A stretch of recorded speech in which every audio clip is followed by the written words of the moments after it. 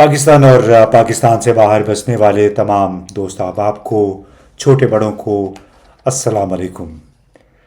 आज आप बहुत कुछ सुन रहे होंगे, बहुत कुछ देख चुके होंगे। फ़लस्तीन, गज़ा की पट्टी में क्या हो रहा है। फ़लस्तीनी मर रहे हैं, फ़लस्तीनी तबाही के दहाने पे हैं, फ़लस्तीनी आज मौत और ज़िंदगी की कश्मकश में मुब्तला है।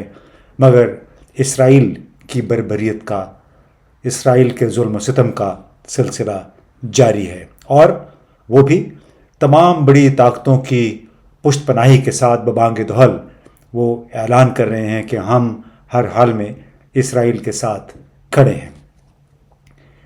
हम देख रहे हैं गज़ा की तबाही, चाहे हस्पताल हैं, चाहे स्कूल हैं, चाहे रिलीफ सेंटर्स हैं, वो तमाम बारी बारी इसराइली मिसाइलों की और बमों का निशाना बन रहे हैं। और इसकी वजह से इतनी नफ़रतें जन्म ले रही हैं कि आपने देखा कि शिकागो में एक 6 साला बच्चा उसकी नज़र हो गया। यानी ये अपने वालिदैन के हमरा जिस घर में रह रहा था, उसके मालिक ने पैदर पे वार करके 22 वार किए, 22 दफ़ा खंजर उसने घोंपा 6 साला इस फ़लस्तीनी बच्चे के जिस्म में, और कहा कि मुसलमान वाजिबुल कत्ल हैं और आप सबको मरना चाहिए। यानी जो कुछ इसराइल में हुआ, और उसके नतीजे में मगरबी ज़राए इब्लाग में ज़्यादातर जिस अंदाज में हमास के हमले को उजागर किया गया है, उससे जो दाएं बाजू के लोग हैं उसमें इतनी नफ़रतें फैली हैं कि उसके नतीजे में ये सिर्फ यहाँ पे नहीं एक बच्चे की जान ज़ाया हुई, बल्कि इटली में एक ऐसा वाक़या हुआ जहाँ पे एक मुसल्लह शख्स मुजाहरे के दौरान पिस्तौल हाथ में लेके आ गया और सबको, जो लोग वहाँ पे मौजूद थे, उस गालियाँ दी और कहा कि अगर आपने फ़लस्तीन के बारे में बात जारी रखी तो मैं आपको ख़त्म कर दूँगा। तो ये वो पागलपन है जिसको बिल्कुल इसराइली प्रोपेगेंडे के तनाजुर में देखा जा रहा है। और इसराइली प्रोपेगेंडा भी सिर्फ इस अंदाज में हो रहा है कि जैसे हमास ने बग़ैर किसी वजह के, बग़ैर किसी इश्तियाल के इसराइल पे हमला किया 7 अक्टूबर को। अब इसके नतीजे में हुआ क्या, जो इसराइल और इसके हमनवा ममालिक और अमरीकी ज़राए इब्लाग हैं, वहाँ पे जो बयानिया बना उसमें यही है कि आप इसराइल के ख़िलाफ़ बात नहीं करेंगे, इसराइल को मज़लूम और मजबूर के तौर पे पेश करेंगे। उसका नतीजा ये भी निकला कि MSNBC बहुत बड़ा अमरीकी नेटवर्क है, उसने अपने 3 एंकर्स को ऑफ एयर कर दिया, यानी ब्रॉडकास्ट करने से रोक दिया। उसमें मेहदी हसन भी शामिल हैं, ये पहले अल जज़ीरा में होते थे, और ये वो लोग हैं जो कि इसराइल के नाकिद रहे हैं और इसराइल की जो पॉलिसियाँ हैं उस पे उसकी मजम्मत भी करते रहे अपने अपने अंदाज में। लेकिन अब चूँकि दुनिया भर में चाहे मीडिया है, चाहे सरमाए की मंडी है जिसको कैपिटल मार्केट्स कहते हैं, चाहे अमरीकी हुकूमत है, चूँकि वो इसराइल नवाज लॉबीज़ के, यहूदियों के सख्त ज़ेर असर हैं, लिहाजा वो कोई ऐसी बात बर्दाश्त नहीं करेंगे जो कि हकीकत पे मबनी हो। अब उसमें आपने देखा कि एक बरतानवी रुकन पार्लियामेंट हैं, दाएं बाजू यानी टोरी या कंजर्वेटिव पार्टी के साथ उनका ताल्लुक़ है, क्रिस्पन blunt.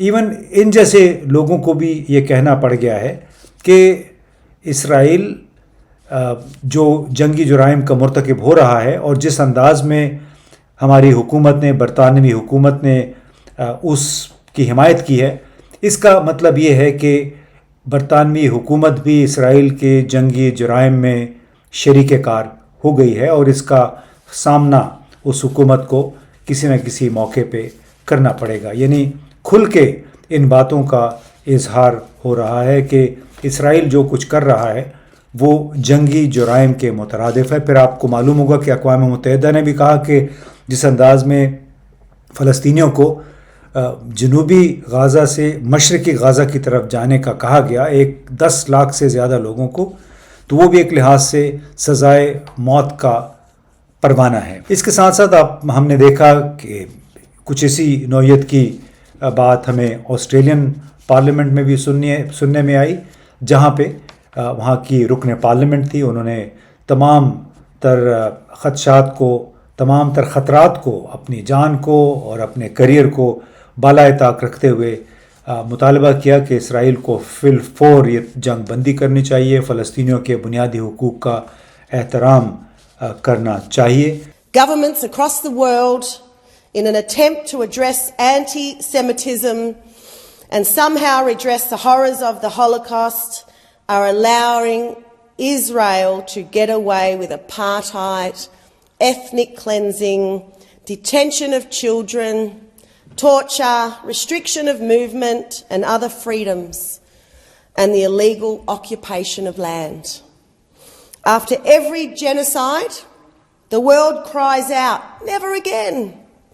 And yet here you see another attempted genocide unfold right in front of your eyes, and you don't just watch on quietly, but actively supporting the oppressor. But we will not allow you to get away with that. While I am by all means condemning the attacks by Hamas on the Israeli people, I am also condemning the violence Israel is and has been inflicting on Palestinians since 1948. And I stand with the Palestinian people for their right to self-determination. As long as we allow for the continued oppression of Palestinians and place higher value on the lives and right to self-determination of some over others, we will not see peace in the Middle East. There cannot be peace without justice, and there cannot be healing without justice. یہ جتنی بھی باتیں ہیں یہ کوئی انہونی نہیں ہیں. مطلب وہ لوگ جو کہ اس وقت فلسطینیوں کے حق میں اور اسرائیل کی پالیسیوں کے خلاف بول رہے ہیں. خود میں نے 2 مرتبہ بطور صحافی اسرائیل کا دورہ کیا ہوا ہے، اور وہاں پہ جو کچھ میں نے دیکھا وہ میں بعد میں بتاتا ہوں کہ اب بنیادی طور پہ اسرائیل کا موقف کیا ہے، غزہ میں بحران کیا ہے. اس کی ایک جھلک ایک ٹیلی ویژن پہ برطانیہ میں جو اسرائیلی سفیر ہیں ان سے کہا گیا کہ بہت بڑا بحران ہے اس وقت غزہ میں. تو ساتھ ہی اسرائیلی سفیر نے کہا کہ اپنی جو اینکر تھی ان سے پوچھا کہ کیا آپ ماں ہیں، آپ کے بچے ہیں، اور اگر آپ کے بچوں کو آپ کے سامنے قتل کر دیا جائے تو آپ کا وزیر اعظم پھر کیا کرے گا. یعنی وہ جسٹیفائی کر رہی تھیں ان تمام اقدامات کو، بمباری کو، ٹینکوں کی جو یورش ہوئی ہے غزہ کے علاقے پہ اس کو. حماس انہوں نے کہا کہ اس تمام صورتحال کا ذمہ دار ہے، جس طرح 7 تاریخ کو اس نے حملہ کیا اور اس کو داعش آئسس کے بالکل ہم پلہ قرار دیا. یہ بالکل نہیں کہا کہ 5 دہائیوں سے کیا ہو رہا ہے، یعنی کسی نے یہ سوال بھی نہیں اٹھایا. اور جو اینکر تھی یہ برطانوی ٹی وی پہ، اس نے بھی یہ نہیں کہا کہ گزشتہ 5-6 دہائیوں سے کیا ہو رہا ہے فلسطینیوں کے ساتھ. اب سب کو معلوم ہے اس میں بہت سارے ایسے حقائق ہیں جس کے باعث فلسطینی اندر سے گھل کر مر رہے ہیں. یعنی 2 درجن سے زائد فلسطینی گاؤں پر قبضہ ہو چکا ہے، ہزاروں شہید ہو چکے ہیں، کم از کم 7,000 اس وقت جیلوں میں ہیں، کوئی 1,200 ایسے فلسطینی جو کہ بغیر کسی الزام کے جیلوں میں بند ہیں. بجلی، پانی، خوراک بند ہے، اور سارا کچھ راشننگ ہوتی ہے. ایک رفح کی کراسنگ ہے جو مصر کو کھلتی ہے، ایک ایرز کراسنگ ہے جو کہ فلسطین کو جاتی ہے، اور یہ 2 علاقے ہیں جہاں سے فلسطینیوں کو آنے جانے کا موقع ملتا ہے. اب آپ نے یہ بھی دیکھا ہوگا کہ حال ہی میں جس طرح رفح کراسنگ کی طرف جا رہے تھے وہ لوگ جنہیں گھروں سے نکالا گیا، اور اس پہ بھی حملہ کر دیا گیا. صلاح الدین اسٹریٹ تھی جنوبی غزہ کے علاقے میں، جس میں کئی درجن افراد پھر شہید ہو گئے. اب یہ بتدریج فلسطینیوں کے علاقوں پر قبضے کی ایک طویل داستان ہے. اب ایک سرسر سے اگر آپ کو جائزہ ہم پیش کریں تو وہ یہ ہے کہ یہ کہانی ہے مسلسل زیادتیوں کی جو کہ فلسطینیوں کے ساتھ ہو رہی ہے. رام اللہ جو کہ مغربی کنارے پہ واقع ہے، اور غزہ، ان کا تمام کا اگر علاقہ دیکھا جائے تو 6,220 اسکوائر کلومیٹر کا علاقہ ہے، اور ان کو اے اور بی کہا جاتا ہے. ان کے اندر بھی خاص طور پہ مغربی کنارے پہ پھر سی علاقہ بھی ہے جس طرح بلوچستان میں ہے ایریا اے اور ایریا بی، اس طرح فلسطینی اتھارٹی کے علاقے کو بھی، جو کہ 1993 کے اوسلو معاہدوں کے تحت وجود میں آئی تھی، اس کو بھی اے بی سی ایریاز میں تبدیل کیا گیا ہے، اور سی ایریاز تقریباً 61% ہیں، یعنی ابھی بھی فلسطینی اتھارٹی کے علاقے کا 61% عملاً یعنی 7 اکتوبر سے پہلے تک وہ اسرائیل کے قبضے میں تھا، وہاں پہ جو ان کی مرضی ہو وہ کرتے ہیں۔ اور اس طرح اوسلو معاہدے کے تحت غزہ کے لیے، غزہ کے جو علاقہ شہری ہیں وہاں پہ کاروباری، ان کے لیے سمندر کے 20 ناٹیکل مائلز تک رسائی دی گئی تھی، یعنی وہاں پہ ماہی گیری کر سکتے ہیں فلسطینی، مگر 30 برسوں میں یہ رسائی اب سکڑ کر صرف 3 ناٹیکل مائل تک رہ گئی ہے۔ اس سے کم از کم 3000 فلسطینی ماہی گیروں کا روزگار براہ راست متاثر ہوا ہے، ان کی سمندری پانی تک رسائی انتہائی محدود ہو کے رہ گئی ہے۔ اب اگرچہ یورپین یونین، اقوام متحدہ اور انٹرنیشنل ریڈ کراس ان علاقوں کو مقبوضہ فلسطینی علاقے کہتے ہیں، لیکن اس سے ہوا کچھ نہیں ہے۔ حالانکہ 22 ستمبر اسی سال 22 ستمبر کو اقوام متحدہ کی سیکیورٹی کونسل میں ایک اجلاس ہوا، اور اس میں جو خصوصی نمائندے ہیں مڈل ایسٹ کے لیے اقوام متحدہ کے، تھور وینسلینڈ، انہوں نے یہ بتایا کہ اسرائیل اپنے زیر قبضہ سی ایریاز میں 6300 نئے رہائشی یونٹ تعمیر کر چکا ہے۔ مشرقی یروشلم میں 3580 نئے گھر بن چکے ہیں، اور اس اجلاس میں غزہ کا محاصرہ ختم کرنے جو کہ ستمبر میں شروع ہوا تھا اس کا بھی مطالبہ کیا گیا، تاکہ کم از کم 20,000 فلسطینیوں کو کام کاج کا موقع مل سکے۔ اس طرح اقوام متحدہ کے خصوصی نمائندے یعنی تھور وینسلینڈ نے یہ بھی بتایا کہ ایرز کراسنگ بند ہونے سے، جو کہ 17 ستمبر کو میں نے بتایا بند ہوئی تھی، کم از کم 22,000 فلسطینی اپنے کام کاج اور روزگار سے محروم ہوئے، ان کا آمد و رفت انتہائی محدود ہو کے رہ گئی ہے۔ حالانکہ یہاں سے بھی محض خصوصی پاس رکھنے والے لوگوں کو آنے جانے کی اجازت دی جاتی ہے۔ انہی علاقوں میں اب مزید زمین حاصل کرنے کی خاطر اسرائیلی حکومت نے مختلف احکامات جاری کیے ہیں۔ مختلف ہیلوں بہانوں سے 2038 گھر عمارتیں زبردستی گرائی جا چکی ہیں حالیہ 2-3 برسوں میں۔ 32 ڈونر فنڈڈ پروجیکٹ، یعنی وہ پروجیکٹ تھے، وہ رہائشی پروجیکٹ تھے جو بیرونی INGOs، بیرونی اداروں کی مدد سے تعمیر کیے گئے تھے، وہ بھی مسمار کر دیے گئے ہیں۔ اس طرح 6500 فلسطینی بچوں کی خدمت کے لیے کوئی 60 کے قریب اسکول تھے، وہ بھی ہٹ لسٹ پہ ہیں، یعنی اسرائیلی اتھارٹیز کی لسٹ پہ وہ شامل ہیں جنہیں گرایا جانا ہے۔ یعنی قبضہ مافی کی طرح قدم بقدم بڑھتے ہوئے فلسطینیوں کی زمینوں پہ قبضہ ہو رہا ہے۔ اب ایمنسٹی انٹرنیشنل جو کہ بین الاقوامی ایک ادارہ ہے، اس کی ایک تازہ ترین رپورٹ کے مطابق اس وقت کم از کم 6 لاکھ یہودی ہیں جو کہ فلسطینیوں سے زبردستی قبضہ کی گئی زمینوں پہ رہ رہے ہیں۔ 1967 سے 1 لاکھ ایکڑ زمین پر اسرائیلی نوآباد کار قبضہ کر چکے ہیں، جبکہ 50,000 سے زائد فلسطینی بے گھر کیے جا چکے۔ یہ وہی لوگ تھے، کاشتکار تھے، جن کی زیادہ زمینیں تھیں، ان کو بے دخل کر دیا گیا زبردستی، اور اس تمام معاملے میں کئی سو فلسطینی جاں بحق بھی ہوئے اسرائیلی نو آباد کاروں کے ہاتھوں۔ اب مغربی کنارے اور مشرقی یروشلم پر قبضے کے 50 سال کے دوران بطور ایمنسٹی انٹرنیشنل فلسطینی زمینوں پر قبضے، وہاں پہ غیر قانونی قبضے اور فلسطینیوں کی بے دخلی کے باعث فلسطینیوں کو مسلسل آلام و مصائب اور زیادتیوں کا سامنا کرنا پڑا ہے۔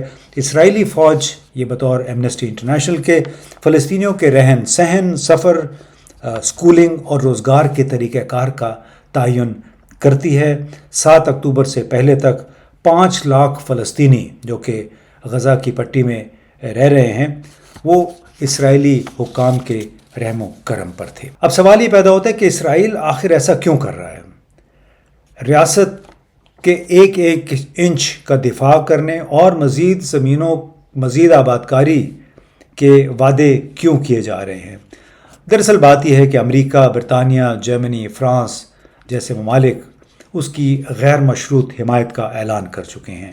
یعنی تعجب کی بات ہے کہ یوکرین کی جنگ میں انہی ممالک نے روس کی مذمت کی، کیونکہ یوکرین پر حملوں کے نتیجے میں کچھ علاقوں کا جو محاصرہ ہوا، وہاں پہ بجلی گھروں پہ حملے ہوئے، خوراک اور گیس کی سپلائی رک گئی اس کے نتیجے میں. تو ان تمام بڑے ممالک نے اس کی سخت مذمت کی. اینتھنی بلنکن جو وزیر خارجہ ہیں امریکی، انہوں نے اس حوالے سے پریس کانفرنس بھی کی کہ یہ بڑا انسانیت سوز کام ہے اور ایسا نہیں کیا جانا چاہیے. انسانوں پہ خوراک، بجلی، پانی نہیں بند کرنا چاہیے.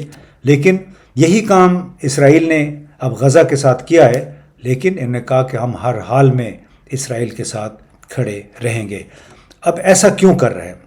بنیادی طور پہ اس کی ایک وضاحت ایک ٹی وی پروگرام میں ہوئی، جو کہ ایک پرائیویٹ ٹی وی ہے امریکہ کا، ٹرو نیوز. اور اس کے جو اینکر تھے رک وائلز، وہ اپنی ایک پینل ڈسکشن کر رہے تھے. اس ڈسکشن میں انہوں نے آپس میں ایک دوسرے سوال کیے کہ وہ کون سی قوت ہے جس کے خلاف آپ بات نہیں کر سکتے. تو یہ بنیادی ان کا موضوع تھا. تو اب دیکھیے اس میں وہ کیا بات چیت ہو رہی ہے. Hey, you want to know, here's an easy way to know if you are controlled. Is there somebody or something that you're not allowed to criticize? That's right. Simple as that.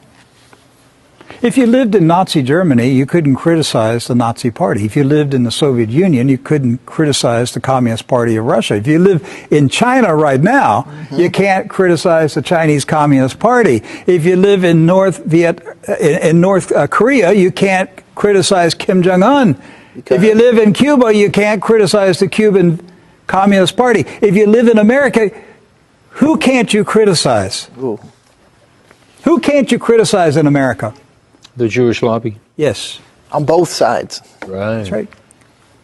That tells you who controls the country. You're not the fact that we're having this discussion and we're on the edge. All right? Everybody knows here, this is the edge. Oh, yeah. Why are we on the edge? Because we're touching the third rail. We're breaking the taboo. You're not allowed to discuss the power of the Israeli lobby in America. That's proof right there. They control America. That's who's controlling free speech in this country. That's who's eliminating the ability to criticize Planned Parenthood. Because who owns Planned Parenthood? تو یہ بنیادی طور پہ رک whiles جو کہ true news پہ یہ پروگرام اینکر کر رہے تھے، انہوں نے ایک سوال کیا کہ کیا کوئی آسان طریقہ ہے جاننے کا کہ آپ کو کنٹرول کیا جا رہا ہے؟ کیا کوئی ایسا شخص یا چیز ہے جس پر آپ تنقید نہیں کر سکتے؟ تو پھر خود ہی انہوں نے جواب دیا کہ نازی جرمنی میں آپ ہٹلر پر تنقید نہیں کر سکتے تھے. سوویت یونین یا چین، کمبوڈیا اور شمالی کوریا میں آپ وہاں کی حکمران کمیونسٹ پارٹی پر تنقید نہیں کر سکتے ہیں. لیکن اگر آپ امریکہ میں رہتے ہوئے کسی پر تنقید نہیں کر سکتے، وہ کون ہیں؟ تو پھر جواب آیا یہودی لابی، یعنی جوئش لابی. اور ساتھ میں کہا کہ دونوں جماعتیں یعنی ڈیموکریٹک پارٹی اور ریپبلکن پارٹی اس بات پر متفق ہے کہ ہم نے اسرائیل پہ تنقید بالکل نہیں کرنی. ہم کیوں مشکل سے دوچار ہیں؟ رک وائلز یہ کہتے ہیں، وہ کہتے اس لیے کہ یہاں اسرائیل لابی کی قوت پر تنقید کی اجازت نہیں ہے. جو بھی اجازت کرتا ہے وہ مین سٹریم میڈیا سے ہٹ جاتا ہے. اب اسی حوالے سے ہم نے لندن میں مقیم طہا قریشی صاحب سے بات کی. انہوں نے مختلف کتابیں بھی لکھی ہیں، برطانیہ میں بڑے عرصے سے رہ رہے ہیں، لیکن اس کے باوجود برطانیہ اور دوسرے مغربی ممالک، بڑے مغربی ممالک میں یہ منافقت کیوں دیکھنے میں آ رہی ہے کہ یوکرین میں تو وہ جارح کے خلاف تنقید کرتے ہیں، لیکن فلسطین کے معاملے میں جارح کے ساتھ کھڑے ہیں. تو اس منافقت کی آخر وجہ کیا ہے؟ تو یہ آئیے دیکھتے ہیں کہ طہا قریشی صاحب کیا کہتے ہیں. اس بات کا تو میں سمجھتا ہوں کہ پوری دنیا کو علم ہے، جو اس وقت زائنسٹ لابی ہے، that is the richest lobby in the world. اور امریکن گورنمنٹ کے افسران کے سامنے بیٹھ کر ٹی وی پر اسرائیلی پرائم منسٹر نے کہا تھا کہ جو امریکہ کی اکانومی ہے اس کو ہم کنٹرول کرتے ہیں اور امریکنز کو اس بات کا پتہ ہے. یہ کوئی پاکستانی یا عرب یا اور کوئی ویسٹرن لیڈر کسی غیر ملکی زمین پر جا کر بات نہیں کر سکتا. یہ صرف انہیں کی ہمت تھی. اور میں یہ سمجھتا ہوں کہ یہ جو فائنانشیل پاور ہے نا جی، یہ آرمز کی پاور سے زیادہ ہے.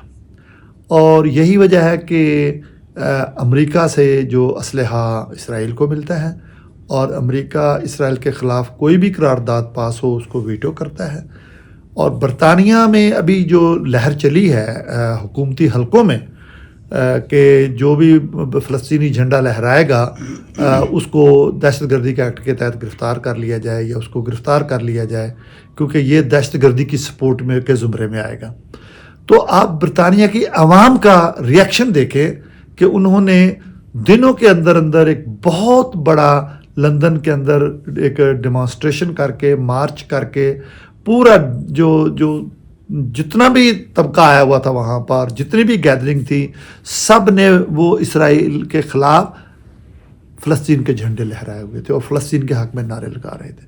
اس لیے اب یہ تو دیکھ سکتے ہیں کہ عوام اس طرح کے حکومتی فیصلوں کو سپورٹ نہیں کرتی. ہاں، لیکن اس میں یہ عجیب سی بات نہیں ہے کہ روس نے جب یوکرین پہ حملہ کیا تو تمام حکومتیں روس کے خلاف کھڑی ہو گئیں، سینکشنز لگ گئیں، حقوق انسانی کی بات ہونے لگی، وار کرائمز کا ذکر ہوا. اور اب فلسطین کے معاملے میں جس ملک کے خلاف اب وار کرائمز یا جنگی جرائم کا الزام لگایا جا رہا ہے، تمام بڑی مغربی جمہوریتیں، امریکہ، برطانیہ، جرمنی اور فرانس، انہوں نے اس کے ساتھ اظہار یکجہتی کیا اور اس حوالے سے جو احتجاجی مظاہرے اس پہ پابندی بھی لگا دی ہے. دیکھیے، یہ ایک انتہائی تکلیف دہ ایک عمل ہے جس سے اس وقت مسلم امہ گزر رہی ہے. لیکن کسی شاعر نے کیا خوب کہا ہے، تقدیر کے قاضی کا یہ فتویٰ ہے ازل سے، ہے جرم ضعیفی کی سزا مرگ مفاجات. جب کوئی بھی قوم، کوئی بھی قبیلہ کمزور ہوگا تو اس کے ساتھ ناانصافی تو ہوگی. یہ آپ نے مسلمان ممالک میں، افغانستان میں، لیبیا اور عراق کے معاملے میں دیکھا کہ کس طریقے سے ویسٹ نے ان مسلم ممالک کو اپنے جنگی اسلحے کی ایک لیبارٹری بنا کر ان کو ٹیسٹ کیا یہاں پر. اب جو اسرائیل اور فلسطین کا معاملہ ہے، یہ کوئی پہلی دفعہ ایسے نہیں ہوا ہے. صابرہ اور شتیلہ کے جو کیمپس تھے وہاں جو ظلم ہوا، اور ایک مستقلاً جو ظلم ہو رہا ہے فلسطینیوں کے اوپر، ان کو ایک اوپن ایئر پریزن میں جو رکھا ہوا ہے، جو غازہ کی جو سٹرپ ہے. اور اس کے ساتھ ساتھ یونائٹڈ نیشن کے کئی اداروں نے کتنی دفعہ، اور بھی انٹرنیشنل جو لیڈرشپ ہے انہوں نے کتنی دفعہ یہ کہا ہے کہ یہ جنگی کرائم ہو رہا ہے وہاں پر، یہ نہتے فلسطینیوں پر حملے ہو رہے ہیں، اسکولوں پر، ہسپتالوں پہ حملے ہو رہے ہیں، بچوں کو مارا جا رہا ہے. تو جنگی کرائم کا مقدمہ ان کے خلاف ہونا چاہیے. لیکن امریکہ بہادر اس کی ہر وقت وہ حمایت کرتا ہے، اور دوسرے جتنے بھی ممالک اسرائیل کے خلاف بولتے ہیں تو ان کو چپ کروا دیتا ہے. تیسری اس میں میں بات یہ کہنا چاہوں گا کہ ہمیں ہر حالت میں چاہیے، اس وقت عرب لیگ کو چاہیے کہ یہ اس کو ڈیلے نہ کریں، اس کو آگے اور آگے نہ لیتے جائیں. ان کو امیڈیٹلی ارجنٹ بیسس پر بیٹھ کر ایک ڈیسیجن کرے، یونانیمس ڈیسیجن کریں، اور یونائٹڈ نیشن کے اوپر ایک پریشر ڈالیں، اور اسرائیل کے اوپر بھی پریشر ڈالیں. پرٹیکولرلی سعودی عربیہ یا دوسری جو عرب ریاستیں جو اس کے ساتھ اپنے محبت کی اور پیار کی پینگیں بڑھا رہے ہیں، ان کو چاہیے کہ وہ اس معاملے کو سنجیدگی سے اٹھائیں. بلکہ میں سمجھتا ہوں کہ ایک آج خبر آئی تھی کہ سعودی عربیہ نے اپنا جو ڈائلاگ ہے اس کو سسپینڈ کر دیا اسرائیل کے ساتھ. تو بہرحال حل تو اس کا یہی ہے کہ اپنے پاؤں پر کھڑے ہوں گے مسلمان، خصوصی طور پر اب عرب مسلمان، تبھی جا کر کہیں فلسطین کا یہ معاملہ حل ہوگا. فلسطینیوں کا یا کشمیریوں کا معاملہ یا روہنگا کے مسلمانوں کا معاملہ تب حل ہوگا جب مسلم امہ اپنے پاؤں پر کھڑی ہوگی. لیکن مسلم امہ تو ایک ڈیوائیڈڈ ہاؤس ہے، تو جیو پالیٹکس جس کو کہتے ہیں، اس کے پریشر تلے یا اس کی مصلحتوں کے تحت جو کچھ اب مغربی ممالک نے کیا ہے، آپ کو اس پہ کوئی حیرانی ہوئی ہے؟ دیکھیں جی، مجھے تو قطعاً کوئی حیرانی نہیں ہے کہ آپ دیکھ رہے ہیں کہ وہ روزانہ مسلمانوں کو وہاں فلسطینیوں کو مارتے ہیں. اور میں اس بات پر صرف حیران ہوں کہ وہاں کی جو کرسچن کمیونٹی تھی، جہاں وہ 60% تھی اب وہ 10% ہو کے رہ گئی ہے اور وہ بھی ایگزائل پر چلے گئے ہیں. تو یہ کرسچن کمیونٹی بھی بالکل اس موضوع پر نہیں بول رہی ہے کہ زائنزم کے جو وہاں پیروکار ہیں وہ کس طرح عیسائیوں اور مسلمان جو عرب فلسطینی ہیں ان پر کس طرح وہ ظلم و ستم کر رہے ہیں, بچوں پر کس طرح ظلم ہو رہا ہے, عورتوں پر, بوڑھوں پر گھروں سے نکالا جا رہا ہے اور انلیگل سیٹلمنٹس ہو رہی ہیں. تو یہ تو بین الاقوامی اداروں کا معاملہ ہے. جب بین الاقوامی ادارے انٹرنیشنل لیڈرشپ فیل ہو جائے گی تو پھر لوگ لا کو اپنے ہاتھ میں لیں گے اور پھر یہی دہشت گردی کے واقعات, پھر انتہا پسندی کے واقعات. اب جس کے ماں باپ کو مار دیا گیا ہے غیر قانونی طور پر, تو کیا خیال ہے کہ آپ کو وہ پھولوں کے گلدستے پیش کرے گا؟ تو اس سے آپ اب توقع یہی رکھیں گے کہ بھئی آئندہ 6 مہینے میں نہیں تو سال میں نہیں تو 2 سال میں یا 10 سال میں وہ ایک بہت بڑا انتہا پسند اور دہشت گرد اور مغرب مخالف اور اسرائیل مخالف, اور غیر ممکن ہے کہ جب عرب ممالک فلسطینیوں کی حمایت نہیں کریں گے تو وہ عرب مخالف بھی جذبات رکھے اپنے. تو جناب آپ نے بات سن لی. تو قریشی صاحب کی, ریک وائلز کا بھی آپ نے ذکر سنا کہ کس طرح پوری دنیا میں کیپٹل پاور کی وجہ سے, یعنی سرمایہ کی دولت, میڈیا کی دولت, میڈیا پہ اثر و نفوذ کی وجہ سے اسرائیل کو کوئی کچھ نہیں کہتا. وہ کہتے ہیں نا جس کی لاٹھی اس کی بھینس, اس کی وجہ سے ہر جگہ پہ اس کو سپورٹ, اس کی حمایت کا اعلان کیا جا رہا ہے. چاہے جو بھی بڑے ممالک ہیں, کچھ ممالک نے جنوبی امریکہ میں ان کے ساتھ تعلقات ختم کرنے کا اعلان کیا ہے, لیکن بات یہ ہے کہ صہیونی لابی, وال سٹریٹ پر ان کا غلبہ, بڑے مالیاتی اداروں میں یہودی لابیز یا خود یہودیوں کی موجودگی, میڈیا کے اداروں پہ آپ بڑے بڑے ٹی وی نیٹ ورکس لے لیں تو اس میں بہت بڑے بڑے اینکر جو ہیں وہ بنیادی طور پہ یہودی ہیں, یا جرمنی سے آئے تھے یا اسرائیل سے آئے ہوئے ہیں. اور خود میں نے جو 2 مرتبہ میں اسرائیل گیا صحافی کے طور پہ, وہاں پہ جو دیکھا بڑا ایک سیلف سرونگ ان کا نیریٹو ہے فلسطینیوں کے حوالے سے, اپنے حوالے سے. وہ کہتے ہیں کہ ہمیں بڑی انسیکیورٹی ہے فلسطینیوں سے, ہمیں بڑی انسیکیورٹی ہے حماس سے, حزب اللہ سے, لہٰذا ہم نے خود کو بہت زبردست طریقے سے محفوظ کر رکھا ہے اور ہم سیکیورٹی کے معاملے پہ کوئی کمپرومائز نہیں کریں گے. اور اگر دوسری طرف دیکھیں فلسطینی علاقوں کو, جیسے ہم گئے, غازہ بھی گئے اور رام اللہ گیا جس کو ویسٹ بینک کہتے ہیں, جہاں پہ محمود عباس صاحب کی حکومت ہے, بڑا ایک واضح فرق ہے. وہ آپ ایسے لگتا ہے کہ اسلام آباد سے آپ کہیں ڈیرہ اسماعیل خان چلے گئے ہیں, اتنا فرق ہے ان علاقوں میں. اور غزہ اور خاص طور پہ جو رام اللہ ویسٹ بینک کا جو علاقہ ہے وہ تو بالکل ایک گیٹو کی حیثیت ہے. ان کو تقریباً چاروں طرف سے اسرائیل کی باڑ ہے, ان کی سرحد ہے. اسرائیل کی اجازت کے بغیر نہ کوئی غزہ میں جا سکتا ہے, یعنی جنوبی اور شمالی غزہ میں, اور نہ ہی ویسٹ بینک میں. غزہ میں البتہ ایک بحر مردار ہے, وہ بھی میں نے جیسے بتایا کہ صرف 3 ناٹیکل مائل تک ان کو ایکسیس, اور اس کی بھی بڑی شدید نگرانی ہوتی ہے. تو جناب یہ حالات ہیں جس سے ہمارے فلسطینی بہن بھائی گزر رہے ہیں, شدید مشکلات کا شکار ہیں.